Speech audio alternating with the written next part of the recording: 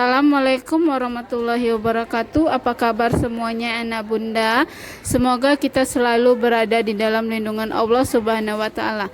Baiklah, pada pertemuan kali ini kita akan mempelajari tematik tema 3, subtema 1, pembelajaran 1 mengenai hewan dan tumbuhan di lingkungan rumahku.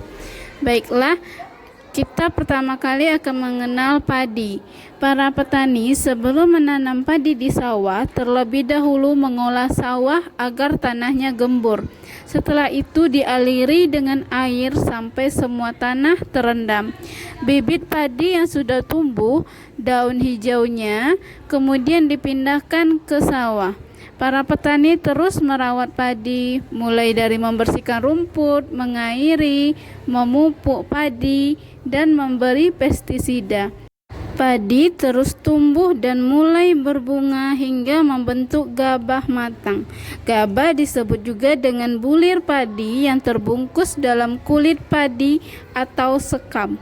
Tahap pertumbuhan padi berlangsung sekitar 110 hari hingga 130 hari atau sekitar 3-4 bulan. Setelah panen padi, gabah ditumbuk dengan lesung. Karena teknologi saat ini sudah berkembang, gabah dapat digiling di penggilingan padi. Selanjutnya, mari kita bahas bersama-sama soal 1-5 di halaman 3. Nomor 1, bagaimanakah cara mendapatkan beras? Nah, cara mendapatkan beras tadi ada beberapa tahap. Yang pertama, kita olah dulu sawahnya hingga tanahnya gembur. Kemudian kita tanam padinya. Selanjutnya kita bersihkan rumput, mengairi, memupuk padi, dan memberikan pestisida. Kita tunggu padi tumbuh hingga sekitar 3-4 bulan. Kemudian kita panen padi. Setelah padi dipanen, kemudian digiling. Itu padi dibersihkan atau dipisahkan dari kulit padi ataupun sekam. Begitulah proses cara mendapatkan beras. Selanjutnya soal nomor 2, apa yang perlu dilakukan oleh petani sebelum tanahnya ditanami padi? Jawabannya, sebelum menanam padi, petani terlebih dahulu harus mengolah sawah agar tanahnya gembur. Nah, mengolah sawah ini seperti membajak tanah dulu. Jadi setelah dibajak, barulah dapat tanah yang gembur atau subur. Selanjutnya nomor 3, yaitu jelaskan cara-cara merawat padi agar dapat tumbuh dengan baik. Cara-caranya tadi ada banyak, yaitu yang pertama membersihkan rumput, mengairi, memupuk padi, dan memberi pestisida. Kemudian soal nomor 4, berapa lama masa pertumbuhan padi? Tahap pertumbuhan padi berlangsung sekitar 110 hari hingga 130 hari atau sekitar 3-4 bulan. Kemudian soal yang kelima, bagaimana cara mengolah gabah agar menjadi beras? Cara mengubah gabah menjadi beras yaitu gabah ditumbuk dengan lesung. Setelah ditumbuk dan kulit padinya terpisah, kemudian dibersihkan dan jadilah bulir beras atau beras yang biasanya kita gunakan. Selanjutnya di halaman keempat itu ada di Desa Sukamaju, para petani sedang menghadapi masa tanam padi. Ayo kita mempelajari masa tanam padi melalui diagram berikut. Tulislah proses penanaman padi. Tahap pertama yaitu penyiapan lahan persawahan. Caranya itu terlebih dahulu kita harus mengolah tanah di sawah agar tanahnya menjadi subur dan gembur. Nah, caranya yaitu biasanya orang melakukannya dengan pembajakan. Biasanya tanah itu dibajak terlebih dahulu. Di pedesaan itu petani biasanya menggunakan kerbau sebagai pembajaknya, sedangkan kalau di perkotaan biasanya petani sudah menggunakan mesin pembajakan yang lebih modern seperti traktor.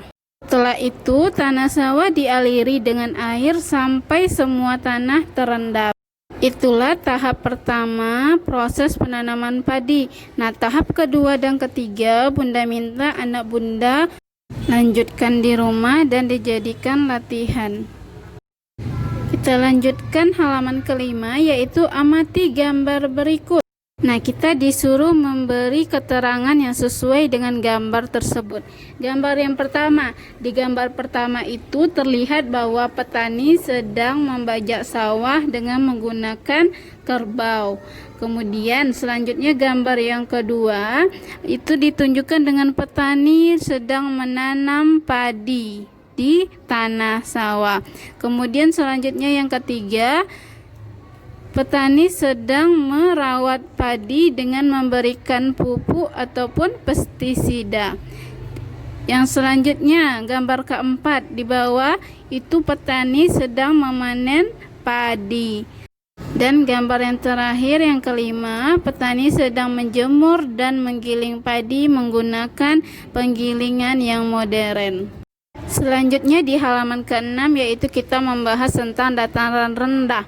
Dataran rendah adalah permukaan bumi yang datar dan memiliki ketinggian kurang dari 200 meter di atas permukaan laut. Dataran rendah biasanya berada di sekitar pesisir pantai.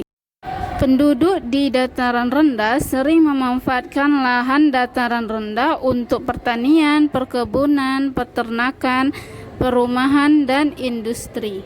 Selanjutnya dataran tinggi. Dataran tinggi adalah permukaan bumi yang memiliki ketinggian 500 meter di atas permukaan laut. Pada daerah di daratan yang tinggi banyak dimanfaatkan masyarakat untuk tempat rekreasi, objek wisata, tempat refreshing atau peristirahatan, dan usaha pertanian juga perkebunan. Umumnya dataran tinggi memiliki udara yang sejuk. Selanjutnya pantai. Pantai adalah daerah daratan yang berbatasan langsung dengan laut. Pantai ada yang landai atau yang datar, tetapi ada pula yang terjal.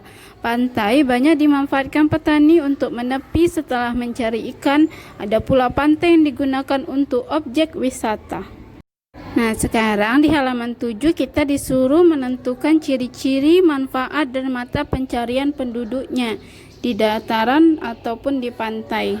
Bunda contohkan satu, yaitu dataran tinggi. Ciri-ciri dataran tinggi yaitu memiliki ketinggian 500 meter di atas permukaan laut. Kemudian manfaat dari dataran tinggi. Dataran tinggi biasanya dimanfaatkan oleh masyarakat untuk tempat rekreasi, objek wisata, tempat refreshing, dan usaha pertanian serta perkebunan.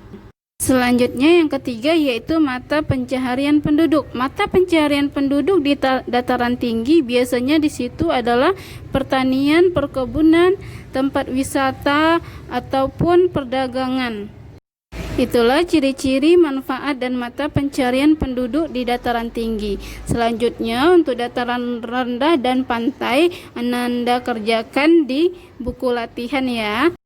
Setelah mengerjakan latihannya, Ananda sekalian buat kesimpulan mengenai dataran tinggi, dataran rendah, dan pantai. Kemarin kita sudah mempelajarinya bagaimana cara membuat kesimpulan, yaitu dengan menentukan gagasan pokok dari ketiga paragrafnya. Setelah itu baru digabungkan menjadi sebuah kesimpulan. Baiklah, sekian penjelasan pembelajaran 1 tematik hari ini. Apabila ada kekurangan, Bunda mohon maaf. Wassalamualaikum warahmatullahi wabarakatuh.